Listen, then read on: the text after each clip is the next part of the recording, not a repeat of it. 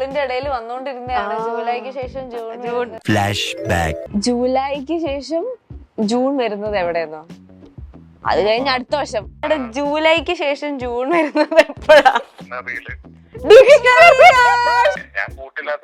അല്ല, ഒരു മിനിറ്റ്. അതെനിക്കറിയാം, നമുക്ക് പിന്നെ സംസാരിക്കാം. ഇപ്പൊ റെക്കോർഡിംഗ്. ഒന്നാമത് കല്യാണ സമയത്ത് ഫുൾ ഒരു നം ഫീലിംഗ് ആണ്. നമുക്ക് എന്താ അവിടെ നടക്കണ, എന്താ സംഭവം ഒന്നും അറിയുന്നില്ല. ഞാൻ പ്രകാശനില് ഫഹദ് കഴിച്ച പോലെ ഇങ്ങനെ ഉരുട്ടി കഴിക്കണമെന്നുണ്ടെങ്കിലും ഇങ്ങനെ കഴിക്കേണ്ടി വന്നു. അപർണ ചെയ്തതിൽ ഏത് സിനിമ ഏറ്റവും കൂടുതൽ ഇഷ്ടം? എനിക്കൊന്ന് ചിലപ്പോ ഡാഡി തന്നെ ആയിരിക്കും. അതിലായിരുന്നു കുറച്ച് ഇമോഷൻസ് ഹാൻഡിൽ ചെയ്യാനുണ്ടായിരുന്ന സിനിമ.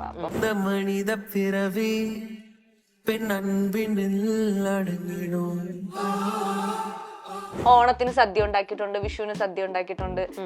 അതൊക്കെ എന്റെ ഒരു വലിയ അച്ചീവ്മെന്റ് ആണ്. സദ്യ ലൈക്ക് വിത്ത് ഓൾ വിഭവങ്ങളെല്ലാം ഞാൻ ഉണ്ടാക്കിയിട്ടുണ്ട്. സിനിമയുടെ കാര്യമാണെങ്കിലും വീടിന്റെ കാര്യമാണെങ്കിലും ഒക്കെ എനിക്ക് തോന്നാറുണ്ട്, ഞാൻ ഒരു കാര്യം റിയലി ആഗ്രഹിക്കുവാണെങ്കിൽ അത് ഞാൻ ചെയ്യും, അത് കറക്റ്റ് ആയിട്ട് സംഭവിക്കും എന്നുള്ളത്. പട്ടി ഇങ്ങനെ കുരച്ചു വന്ന് ഇങ്ങനെ കടിക്കുമ്പോൾ നമുക്ക് പേടിയാവില്ല. അപ്പൊ ഞാൻ ഭയങ്കര പേടിച്ചിട്ടുണ്ടായിരുന്നു. പക്ഷെ നമുക്ക് ആ പേടി മുഖത്ത് കാണിക്കാനും പറ്റില്ല. ടാഗ് നോക്കുന്നത് വളരെ, അത് ഭയങ്കര അഹങ്കാരമായിട്ട് പറയുന്നതല്ല. പക്ഷെ നമ്മൾ സാധനം അരി വാങ്ങാൻ പോകുമ്പോ എനിക്കറിയാം 5 കിലോ അരിയാണ് വാങ്ങുന്നത്, അതെടുത്ത് വെക്കും. അപ്പൊ അതിനൊരു തോട്ട് പോവാറില്ല. പ്രൈസ് ടാഗ് ദൈവം അനുഗ്രഹിച്ച് അങ്ങനെ നോക്കിയിട്ടില്ല. ഹാർവിയോറ, the exclusive collection of adenium plants. ഇനി നിങ്ങളുടെ വീടിന്റെ അകത്തളങ്ങളിൽ ഹാർവിയോറ അഡീനിയം പ്ലാന്റ്സ് പുഷ്പിച്ചു നിൽക്കും. വെബ്സൈറ്റ് വഴി ഓർഡർ ചെയ്ത് കഴിഞ്ഞാൽ ഇന്ത്യയിൽ എവിടെയും ഫ്രഷ് ആയി ഞങ്ങൾ അഡീനിയം പ്ലാന്റ് നിങ്ങളുടെ വീട്ടിൽ എത്തിച്ചു തരും. കൂടുതൽ വിവരങ്ങൾക്കായി ഹാർവിയോറ വെബ്സൈറ്റ് സന്ദർശിക്കുക.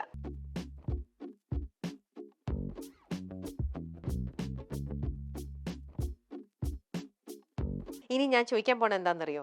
ഓർമ്മയുണ്ടോ ഈ ചോദ്യം? അതാണ്, അതായത് ഒരു സെഗ്മെന്റ് ആണ്. നമ്മുടെ തന്നെ മൈൽ സ്റ്റോണില് നിങ്ങളുടെ കൂട്ടുകാരൻ ഷാൽബിൻ വന്ന് കുറച്ച് ചോദ്യങ്ങൾ ചോദിച്ചിരുന്നില്ലേ നേരത്തെ?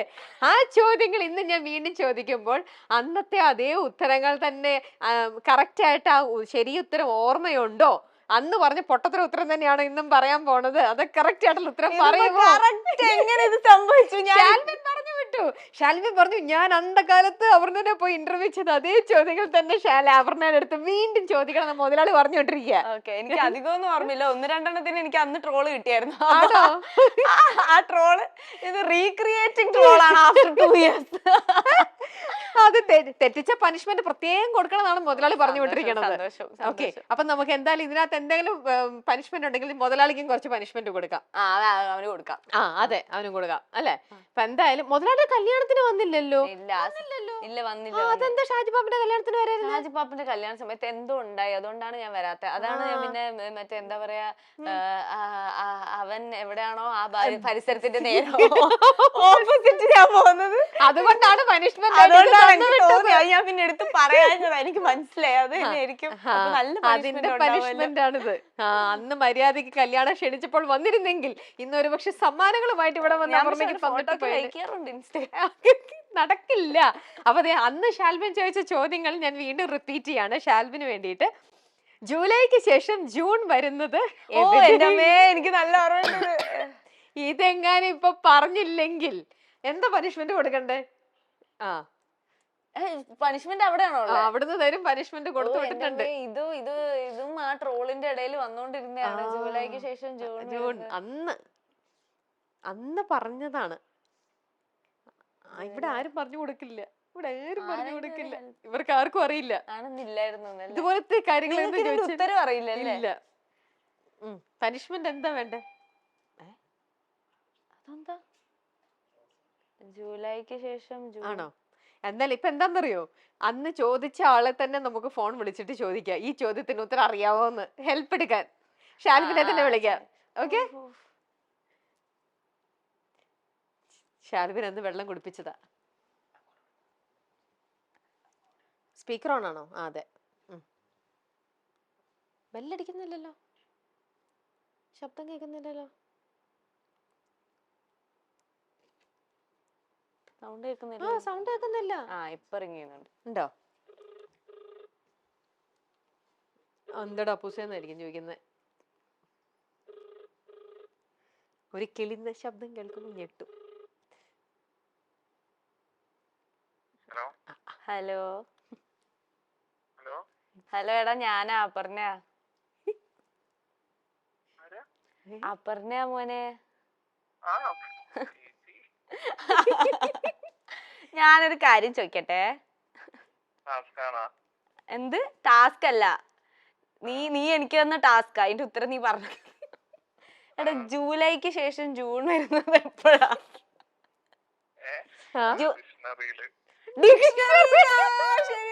ശരി. Okay thank you. സുഖല്ലേ? നീ ചോദിച്ച ആ ചോദ്യങ്ങൾ തന്നെ, ഇത് റീക്രിയേറ്റിംഗ് ഓൾഡ് ക്വസ്റ്റ്യൻസ്. നന്നായി. അല്ല, ഒരു മിനിറ്റ്. അതെനിക്കറിയാം, നമുക്ക് പിന്നെ സംസാരിക്കാം. ഇപ്പൊ റെക്കോർഡിംഗാ. ശരി, ഓക്കെ ബൈ. ഓക്കെടാ ബൈ. ശരി, എല്ലാം പറഞ്ഞു കട്ട് ചെയ്ത്. ഓക്കെ. തെറിയൊക്കെ ഞാൻ അങ്ങോട്ട് വിളിക്കണോ? ശരി ബൈ. ഓക്കെടാ ശരി. ഷാൽബിൻ, രമ്യാണേന്ന് കല്യാണത്തിന് വരാത്ത കാര്യം അപർണയുടെ അടുത്ത് ചോദിച്ചിട്ടുണ്ട്. നമുക്ക് ഇതില് കാണാം. അപർണ പറഞ്ഞിട്ടുണ്ട് അതിന്റെ ഉള്ള കാരണം എന്താന്ന്. പബ്ലിക്കായിട്ട് ഞാൻ മാപ്പ് പറഞ്ഞിട്ടുണ്ട്. പോരെ, നിനക്കത് പോരെ? ഓക്കെ. അപ്പൊ ശരി ട്ടോ. ഓക്കെ, ശരി ബൈ. എനിക്ക് ആദ്യമായിട്ട് മറ്റേ സിനിമയിൽ വന്നപ്പം ഒരു ഫേസ്ബുക്ക് പേജ് തുടങ്ങി തന്നത് ഷാൽബിനാണോ? എന്നിട്ട് ഇപ്പോൾ ആ ഫേസ്ബുക്ക് പേജിന്റെ അവസ്ഥ എന്താണ്? എനിക്കറിയില്ല. അവന്റെ ഇപ്പോഴും കാണുമായിരിക്കും. അവൻ ഇപ്പോഴും ചാവിയുണ്ട്. എങ്കിൽ ഇപ്പോൾ അത് എന്നെ സമ്മതിക്കുന്നുണ്ടാവില്ല ചെയ്യാൻ. അപ്പൊ അത് തോന്നുന്നു. അതെ. ഓക്കെ, അടുത്ത ചോദ്യം. അന്ന് ഷാൽബിന് ചോദ്യം ഉണ്ടാക്കി കൊടുത്ത ആരാണോ അവരടുത്ത ഉണ്ടാക്കിയ ചോദ്യം ഇതാണ്. ആൺകുട്ടികളും പെൺകുട്ടികളും ഒരുപോലെ ഉപയോഗിക്കുന്ന മാല. അക്ഷരമാല. അത് അന്ന് പറഞ്ഞു ഉത്തരം ഇപ്പോഴും പറഞ്ഞു. അന്ന് ഇതുപോലെ തന്നെ നീ പറഞ്ഞു. അക്ഷരമാലയല്ലേ? അതെ, അന്ന് ഞാൻ ഉത്തരം പറഞ്ഞു. ഇന്നും ഉത്തരം അറിയാം. അന്നറിയാത്ത ഉത്തരങ്ങളൊന്നും ഇന്നും അറിയണില്ല. ഓക്കെ, ആഫ്രിക്കയിൽ ഇന്നൊരു കുട്ടി എനിക്കറിയാം. പല്ലില്ല. ആ പല്ലിന്റെ നിറം ഏതാണ്? അതാണ് എനിക്ക് ട്രോള് വന്നേ. ആഫ്രിക്കയിൽ ജനിക്കുന്ന പിള്ളേർക്ക് പല്ലില്ല. പക്ഷെ അതിന്റെ അടിയിൽ കുറെ കമന്റ്സും വന്നു. ഇപ്പൊ ജനിക്കുന്ന ചില പിള്ളേർക്ക് പല്ലുണ്ട്. ഇപ്പൊ ജനിക്കുന്ന ചില കുട്ടികൾ ഞാൻ തന്നെ കണ്ടിട്ടുണ്ട്. അവർക്ക് ജനിക്കുമ്പോ തന്നെ അവർക്ക് പല്ലുണ്ടാവും. ആ ചോദ്യം നമ്മൾ അസാധുവാക്കുന്നു. ആ ചോദ്യത്തിനൊരു അല്ല, അസാധുവാക്കണ്ട. അപ്പൊ പല്ലിന്റെ കളർ എന്താന്നാണ് ചോദ്യം. അപ്പൊ വൈറ്റ് ആയിരിക്കും. വൈറ്റ്, അതേ ഉള്ളൂ ചോദ്യം. White or yellow or white ആണ്. വൈറ്റ് കളറിൽ തന്നെ കുഞ്ഞു പൊടി പല്ലിങ്ങനെ കാണാം. കാൽഷ്യത്തിന്റെ ഇതിൽ ചില കുട്ടികൾക്ക് ഇപ്പൊ വരണ്ട്. അപ്പൊ അടുത്ത ചോദ്യം. ഒരു ഓടിട്ട വീട് എത്ര ചെറിയ മഴ പെയ്താലും ചോരും. കാരണം എന്ത്? ഒരു ഓടിട്ടുണ്ടായിരിക്കും. ഇതെനിക്ക് അന്നും അറിയായിരുന്നു. അതൊന്നും പറഞ്ഞു ഇല്ല? അന്ന് പറഞ്ഞില്ല. പറഞ്ഞില്ല. ഇല്ല, പറഞ്ഞു. അതന്നെ, അന്ന് പറഞ്ഞതൊക്കെ ഇന്നും കറക്റ്റ് ആയിട്ട് പറയുന്നുണ്ട്. സമയത്തെ മുറിച്ചാൽ എന്ത് കിട്ടും? Time piece. ഇതും അതെ, അന്ന് പറഞ്ഞു. ഇതന്ന് ഞാൻ പറഞ്ഞില്ല. എനിക്ക് ഓർമ്മയുണ്ട്. ആണല്ലേ? അന്ന് പഠിച്ചതാണ്. അപ്പോൾ അന്നത്തെ പഠിത്തത്തിൽ വിട്ടിട്ടില്ല. ഓക്കെ, സ്ത്രീകളെ അഭിസംബോധന ചെയ്യുന്ന മാസം. ഇതന്ന് പറഞ്ഞില്ല. മാഡം അന്ന് പറഞ്ഞില്ല. കുറച്ചൊക്കെ ഓർമ്മയുണ്ട്. Memory power okay, not bad. അതെ, നമ്മുടെ മലയാള മാസത്തിലെ ചിങ്ങം, കന്നി, തുലാം അങ്ങനെ പറയുമ്പോ മേഡം, അതാണ് ഉദ്ദേശിച്ചത് കേട്ടോ. അപ്പോൾ ഈ ചോദ്യങ്ങളൊക്കെ ആയിരുന്നു ഞങ്ങളുടെ മുതലാളി 2 വർഷം മുമ്പ് അപർണയുടെ അടുത്ത് ചോദിച്ച്. അത് ആ ചോദ്യം ശേഷം എനിക്ക് ഓൾമോസ്റ്റ് ഒരു ഫുൾ ഫസ്റ്റ് ക്വസ്റ്റ്യൻ മാത്രമേ ഒരു ഒരെണ്ണം മാത്രമേ എടുത്തിട്ടുള്ളൂ. ബാക്കിയെല്ലാം തന്നെ കറക്റ്റ് ആയിട്ടുണ്ട്. വളർച്ചയുണ്ട് പ്രൊഡ്യൂസർ അപ്രൂവ് ചെയ്തു. ഓക്കെ. ഇനി എന്താ അടുത്ത സെഗ്മെന്റ്? എങ്ങനെ. ആ സെഗ്മെന്റിന്റെ ആൻസർ കാണിക്കാനായിട്ട് ഇങ്ങനെ ഓരോരോ പിക്ചർ കാണിച്ചിട്ട് വേണം. അതായത് ഞാൻ ചോദിക്കുന്ന ചോദ്യത്തിന്റെ ആൻസർ യെസ് ആണ് എന്നുണ്ടെങ്കിൽ ഇത് കാണിക്കണം. എന്നാൽ ഇവന്മാർ ഇത് എങ്ങനെ അറിഞ്ഞു? അത് കാണിച്ചിട്ട് പിന്നെ അതിന്റെ എക്സ്പ്ലനേഷൻ. ഇനി ഞാൻ പറയുന്നതിന്റെ ആൻസർ എന്നോട് പറയാൻ താല്പര്യമില്ലെങ്കിൽ ഇനി അടുത്തത് ഇത് നഹി. ഓക്കെ, അപ്പൊ ഇതിൽ ഏതെങ്കിലും പിക്ചർ നോക്കിയിട്ട് വേണം അതിന്റെ ആൻസർ പറഞ്ഞിട്ട് വേണം കാര്യങ്ങളിലേക്ക് പോവാൻ. ഓക്കെ. അപ്പൊ ആദ്യത്തേത്, വീട്ടിലേക്ക് ഫർണിച്ചേഴ്സ് വാങ്ങുമ്പോൾ വില പേശിയിട്ടുണ്ടോ? അറിഞ്ഞു. അപ്പൊ ഇത് എവിടെന്ന് വില പേശി എടുത്തത്? നമ്മുടെ ഇന്റീരിയറിന്റെ ആൾക്കാരുടെ അടുത്ത് നിന്നാണ്. അപ്പൊ ഞാൻ അവർ എന്തിന്റെ പ്രൈസ് പറഞ്ഞാലും ഞാൻ പറയും ഇത്ര ഡിസ്കൗണ്ട് ഇടാം. എന്താ എല്ലാത്തിനും നമ്മൾ സാധാരണക്കാരെങ്ങനെയല്ലേ ചേച്ചി? മാക്സിമം ഇവിടുന്നൊക്കെ ഡിസ്കൗണ്ട് കിട്ടും അതൊക്കെ അത്രയൊക്കെ വാങ്ങിക്കാൻ നോക്കും. അപ്പൊ ഇങ്ങനെ പൊതുവെ ഡിസ്കൗണ്ട് സെയിലൊക്കെ പലയിടത്തും കാണുമ്പോ അപ്പൊ പോയി ഷോപ്പ് ചെയ്യുന്ന ആളാണോ? അങ്ങനെ സ്ഥിരമായിട്ടൊന്നും ഇല്ല, പക്ഷെ മാക്സിമം ഡിസ്കൗണ്ട് നമ്മൾ പോകുന്ന സ്ഥലത്ത് ഡിസ്കൗണ്ട് ഉണ്ടെങ്കിൽ ചോദിച്ചു വാങ്ങാറുണ്ട്.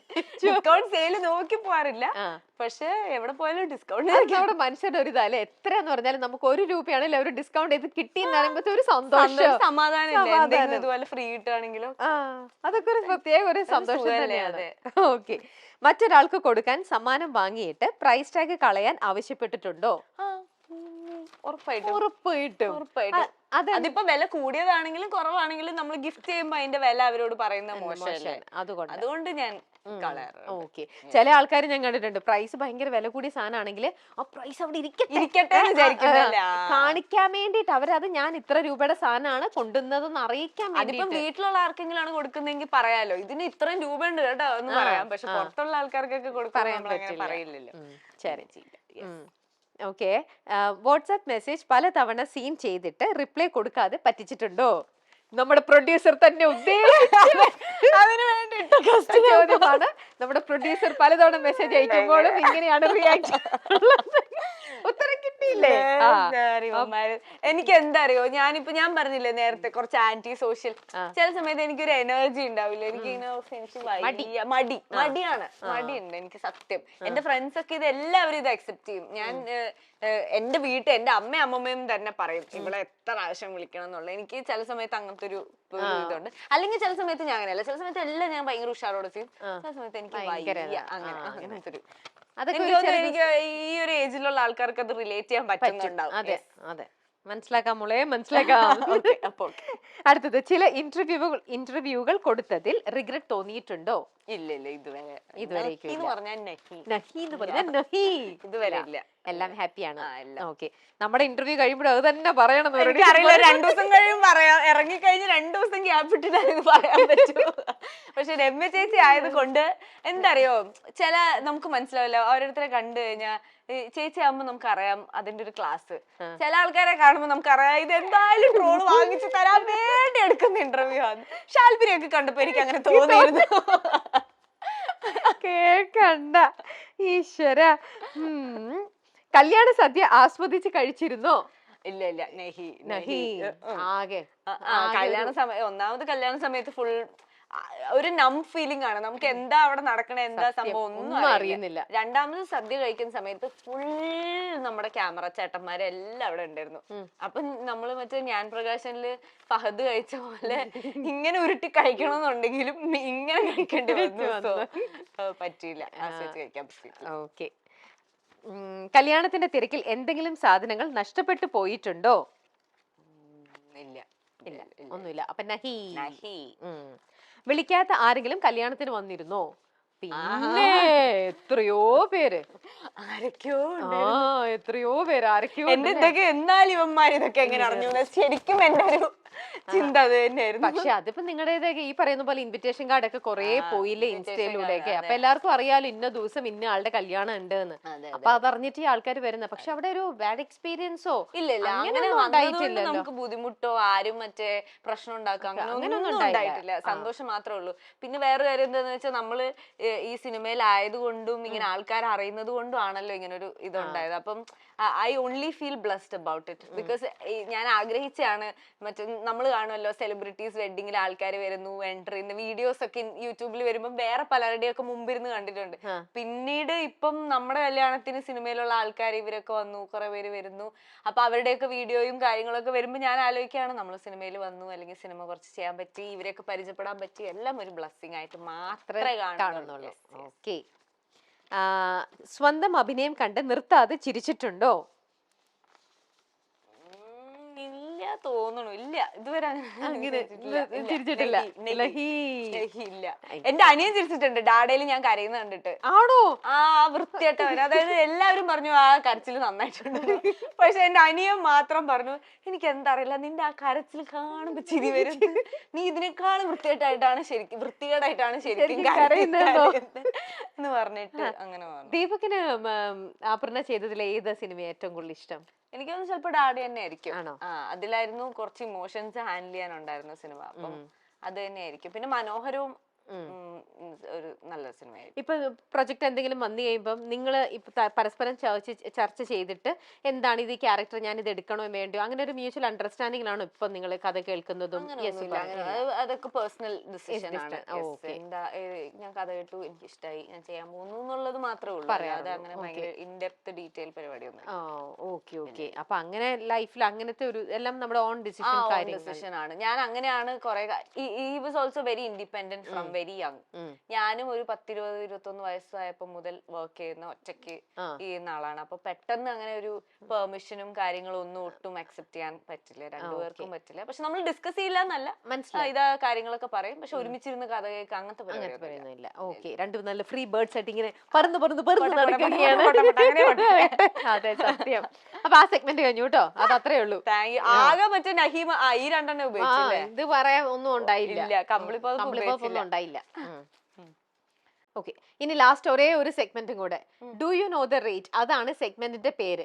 ഇവിടെ വീട് വളരെ മനോഹരമായിട്ട് വെച്ച് വീട്ടിലത്തെ കാര്യങ്ങളെല്ലാം, ഈ വീട് തൂത്തു തുടയ്ക്കുന്നത്, ഈ വീട്ടിലെ കുക്കിംഗ്, ഈ വീട്ടിലെ കംപ്ലീറ്റ് കാര്യങ്ങൾ ചെയ്യുന്ന പെർഫെക്റ്റ് ആയിട്ടുള്ള ഒരു ഹോം മേക്കർ കൂടിയാണ് അപർണ. അപ്പൊ ഈ വീട്ടിലേക്കുള്ള പ്രൊവിഷൻ വരെ അപർണ തന്നെയായിരിക്കും പോയി വാങ്ങിക്കുന്നതും അല്ലേ? അരിയുടെയൊക്കെ പൈസ വെച്ചാൽ എനിക്ക് അറിയില്ല, പക്ഷെ ഞാൻ തന്നെയാണ് വാങ്ങുന്നത്. അതെ, അത് പിന്നെ കുറെ ഒക്കെ ഇപ്പൊ ഈ സൂപ്പർ മാർക്കറ്റ് സിസ്റ്റം ഒക്കെ ആയപ്പോ നമ്മള് പ്രൈസ് നോക്കില്ലല്ലോ, നേരെ വേണ്ട അവസാനം പോയി ബില്ല് കൊടുക്കാന്നല്ലാണ്ട്. എന്നാലും നമ്മുടെ പ്രൊഡ്യൂസർക്ക് ഒരേ ഒരു നിർബന്ധം, ഇത്ര മനോഹരമായിട്ട് വീടൊക്കെ ചെയ്യുന്ന ആളായതുകൊണ്ട് ചിലപ്പോൾ വീട്ടിലെ കാര്യങ്ങളും എത്രത്തോളം ഡെപ്തിലൂടെ അറിഞ്ഞിട്ടാണ് വീട് മാനേജ് ചെയ്യണത് എന്നറിയാനുള്ള ഒരു ആഗ്രഹപ്രകാരം അദ്ദേഹം ചോദിക്കുകയാണ്, 1 കിലോ ജയ റൈസിന് എന്താ വില? ഞാൻ കറക്റ്റ് പറഞ്ഞില്ല, എങ്ങനെ 1 കിലോ ജയ റൈസിന്റെ വില എനിക്ക് സത്യം പറഞ്ഞ അറിയില്ല. ഏകദേശം പറഞ്ഞാൽ മതി, ഞാൻ ഹെൽപ്പാ.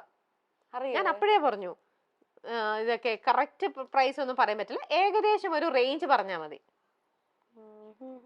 തെറ്റ് പണിഷ്മെന്റും കൊടുക്കണോ? അതുകൊണ്ടോ? അതിന്റെ കൂടെ കുറവാണ്. ഏകദേശം എന്ന് പറഞ്ഞാൽ ഹെൽപ്പാ. ചൂടെന്ന് പറയാൻ ഞാൻ കറക്റ്റ് ആണെങ്കിൽ നമ്മൾ പണ്ട് കളിക്കില്ലേ, ഞാൻ ഹെൽപ്പാ. അങ്ങനെ പാവം കുട്ടി, ആ കുട്ടിക്ക് പണിഷ്മെന്റ് ഒന്നും കൊടുക്കാൻ വയ്യ.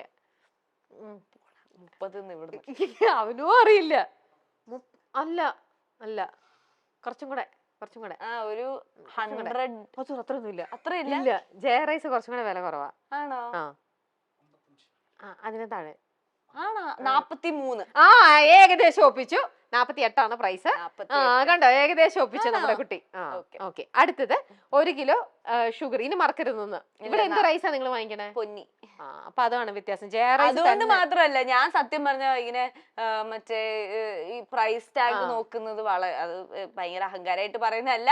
പക്ഷെ നമ്മൾ സാധനം അരി വാങ്ങാൻ പോകുമ്പോ എനിക്കറിയാം 5 കിലോ അരിയാണ് വാങ്ങുന്നത്, അതെടുത്ത് വെക്കും. അപ്പൊ അതിനൊരു തോട്ട് പോവാറില്ല. പ്രൈസ് ടാഗ് ദൈവാനുഗ്രഹിച്ച് അങ്ങനെ നോക്കിയിട്ടില്ല. അടുത്തത് 1 കിലോ പഞ്ചസാര ഷുഗർ 72. അല്ല, എത്രയാ? അത്ര ഇല്ല. കുറച്ചും കൂടെ അല്ല, കുറച്ചും കൂടെ കയറട്ടെ. 44. ഇവിടുന്നൊക്കെ ഹെൽപ്പ് കിട്ടുന്നുണ്ട് കേട്ടോ. ഞങ്ങൾ എല്ലാരും ഒരുമിച്ച് ഹെൽപ്പിക്കൊണ്ടിരിക്കുകയാണ്. 46. ആണ്ടോ, ഞങ്ങൾ എല്ലാരും ഹെൽപ്പിക്കൊണ്ടിരിക്കുകയാണ്. ഇന്നത്തെ 46 നിങ്ങൾക്കൊക്കെ എങ്ങനെ അറിയാം? ഇന്നത്തെ വില ശരിക്കും ഇതൊക്കെ പറഞ്ഞ ഓരോ കടയിൽ പോകുമ്പോഴും ഈ പ്രൈസിൽ കുറച്ച് മാറ്റങ്ങൾ വരും. ഇപ്പൊ സൂപ്പർ മാർക്കറ്റ് വലിയ കടയിൽ പോകുമ്പോൾ കുറച്ചും കൂടെ പ്രൈസ് കൂടുതലായിരിക്കും, സാധാരണ കടയിൽ പോകുമ്പോൾ ഈ പ്രൈസ് ആയിരിക്കും. പിന്നെ ഇന്നത്തെ വില ആയിരിക്കില്ല, അടുത്ത ആഴ്ചയും നാളെ പ്രൈസ് മാറും. പച്ചക്കറിക്ക് ഡെയിലി വില മാറുന്ന പോലെ ഈ സാധനങ്ങൾക്കും വില അങ്ങോട്ടും ഇങ്ങോട്ടൊക്കെ മാറ്റം വരും. ഇന്നത്തെ വില വെച്ചിട്ടാണ് കേട്ടോ നമ്മൾ ഈ പറയുന്നത്. പിന്നെ സവോള 1 കിലോ സവോളയ്ക്ക് എന്താ വില? അതിന് കാണും ഒരു 90. അത് സവോളയ്ക്ക് ഈ പറയുന്ന പോലെ ചില സമയത്ത് ഭയങ്കരമായിട്ട് വില കയറി, ഇപ്പൊ വില താന്ന് നിൽക്കുക. അപ്പൊ അതിന്റെ ഏകദേശം ഒരു പകുതിയിലേക്ക് പിടിച്ചു. അതാണ് ഇന്നത്തെ റേറ്റ്. അതും 40s എല്ലാം 40s റേഞ്ച് നോക്കിയുള്ള സാധനങ്ങളാണ്. 46 ഇല്ല, 42. അത്രേ ഉള്ളൂ. ഇനി അടുത്തത് 1 ലിറ്റർ മിനറൽ വാട്ടർ, അത് 20 രൂപ. Correct answer, perfect answer. അതറിയാം, റെയിൽവേ സ്റ്റേഷനൊക്കെ പോയി വാങ്ങുന്നുണ്ട്, അതുകൊണ്ട് കറക്റ്റ് അറിയാം. അടുത്തത് 1/2 ലിറ്റർ പാക്കറ്റ് പാല് 12 രൂപ. അല്ല, ഏത് കാലത്ത് 25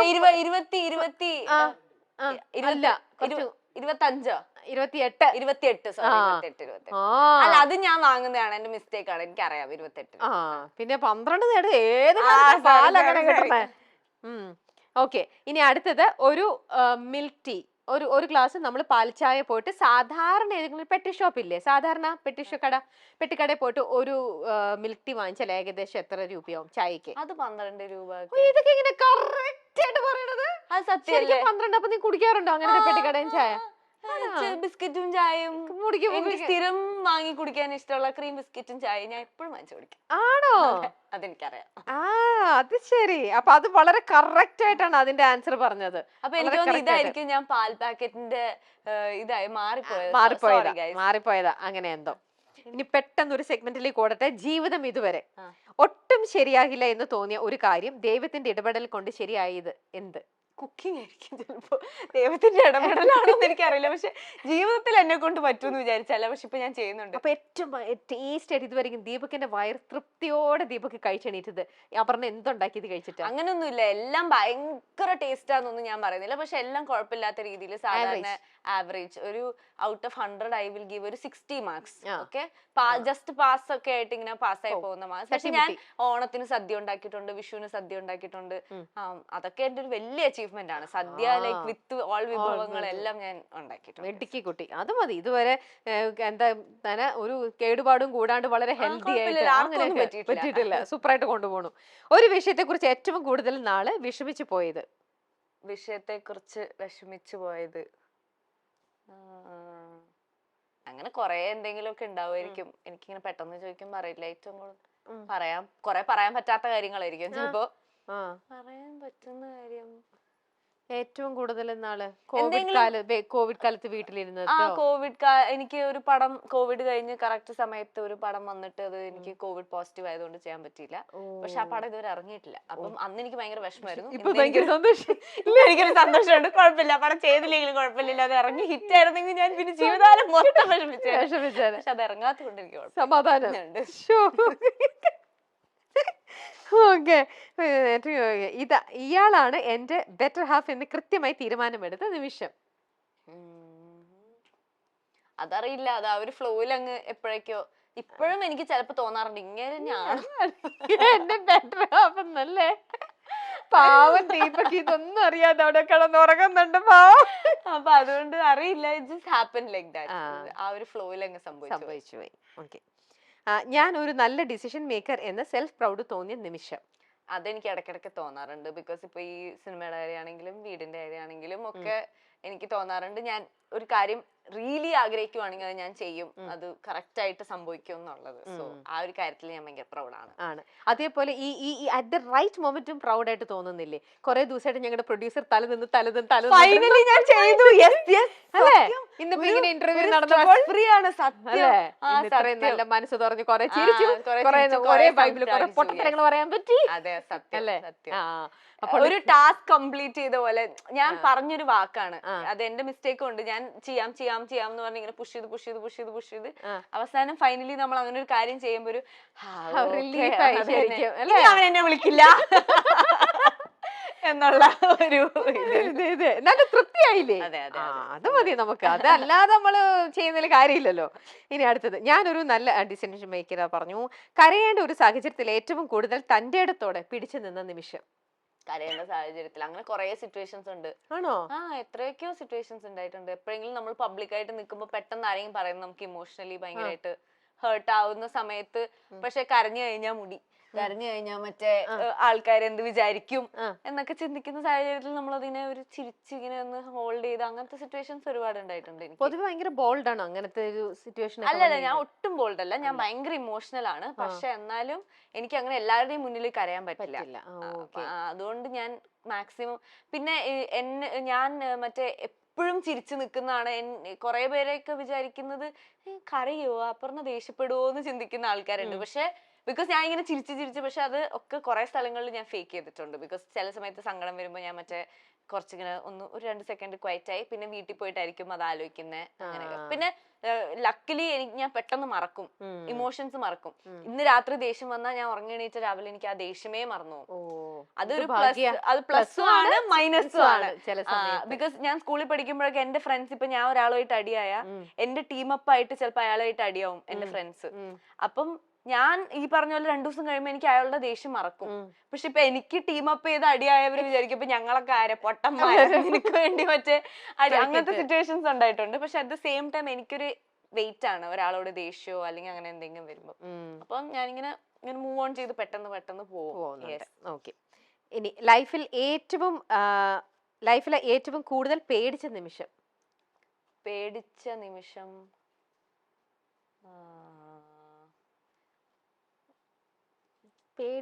അങ്ങനെ ഉണ്ടാവോ? അങ്ങനെ ഭയങ്കര പേടിയെന്ന് പറയാൻ എനിക്ക് പെട്ടെന്ന് ആലോചിക്കുമ്പോ ഒന്നും കിട്ടണില്ല. വണ്ടി ഒരിക്കൽ ആക്സിഡന്റ് ആയിട്ടുണ്ട്. ഞാൻ വണ്ടി ഒന്നും ലക്കിലി ഒന്നും സംഭവിച്ചിട്ടില്ല. ഡ്രൈവ് ചെയ്തപ്പോ ഞാനും ദീപക്കേട്ടനും ഉള്ള സമയത്താണ്. അപ്പൊ ഞാൻ ഭയങ്കരമായിട്ട് അല്ല, he was the one driving. അപ്പം ബാലൻസ് പോയതാണ്. അപ്പം പക്ഷെ നമുക്കൊന്നും സംഭവിച്ചില്ല, താങ്ക് ഗോഡ്.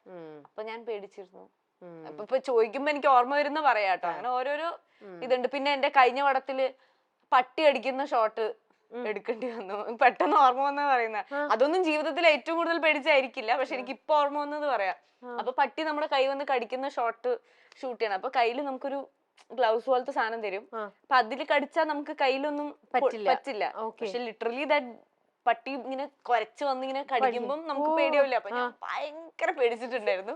പക്ഷെ നമുക്ക് ആ പേടി മുഖത്ത് കാണിക്കാനും പറ്റില്ല. അത് ഇതിന്റെ പ്രീവിയസ് ക്വസ്റ്റ്യന് വേണമെങ്കിൽ ഇതും കൂടെ ചേർത്ത് പറയാം. അപ്പൊ എനിക്ക് പേടിച്ച് കരച്ചിൽ വന്നിരുന്നിട്ട് ആണല്ലേ. പക്ഷെ മറ്റേ നാണം കെടുന്നുള്ളതുകൊണ്ട് കരച്ചിലൊക്കെ പിടിച്ച് ഞാൻ മറ്റേ അഭിനേത്രിയായിട്ടോ പിടിച്ചു അങ്ങനത്തെ കുറെ സാഹചര്യങ്ങൾ. ഓക്കെ, അങ്ങനെ നമ്മൾ കുറെ സെഗ്മെന്റും കാര്യങ്ങളും എല്ലാം മനോഹരമായിട്ട് ഇവിടെ വിജീകരിച്ചിരിക്കുകയാണ്. അതെ ഭയങ്കരമായിട്ട് ഇടയ്ക്ക് കുറച്ച് ഇവിടെയൊക്കെ ഒന്നും ഇതായാലും നമ്മൾ അങ്ങനെ വിട്ടുകൊടുക്കില്ല. ഞങ്ങളുടെ അപർണ കുട്ടിയുടെ കൂടെ തന്നെ ആയതുകൊണ്ട് പ്രൊഡ്യൂസർ തോറ്റു, പനിഷ്മെന്റും കൊണ്ടൊക്കെ വന്നത് അപർണക്കിട്ട് കൊടുക്കാൻ.